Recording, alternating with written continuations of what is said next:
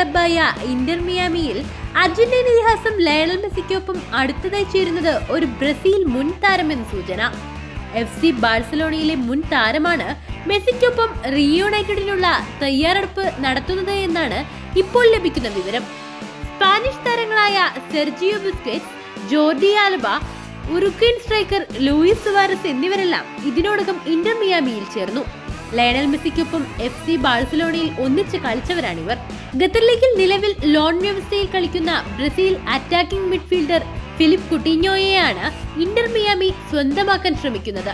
നിലവിൽ അൽദുഹൈൻ FCക്ക് വേണ്ടി ലോൺ വ്യവസ്ഥയിൽ കളിക്കുകയാണ് 31-കാരനായ Philip Coutinho.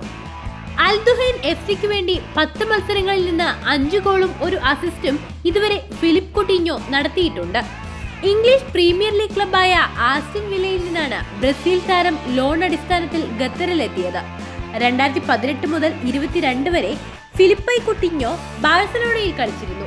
ഇക്കാലത്തിനിടെ German വമ്പന്മാരായ Bayern മ്യൂണിക്കിലും EPL ടീമായ ആസ്റ്റിൻ വില്ലയിലും ലോൺ അടിസ്ഥാനത്തിലും ഫിലിപ്പൈ കുട്ടിഞ്ഞോ പന്ത് തട്ടി. ക്ലബ്ബ് തലത്തിൽ 479 മത്സരങ്ങളിൽ കളിച്ച ഫിലിപ്പ് കുട്ടീഞ്ഞോ 111 ഗോളും 80 അസിസ്റ്റും നടത്തിയിട്ടുണ്ട്. Liverpool FC, Inter Milan, Espanyol തുടങ്ങിയ വമ്പൻ ക്ലബ്ബുകൾക്കായും ഈ ബ്രസീൽ താരം പന്ത് തട്ടിയിട്ടുണ്ട്. ബ്രസീലിനായി 68 മത്സരങ്ങളിൽ 21 ഗോളും സ്വന്തമാക്കിയിട്ടുണ്ട്.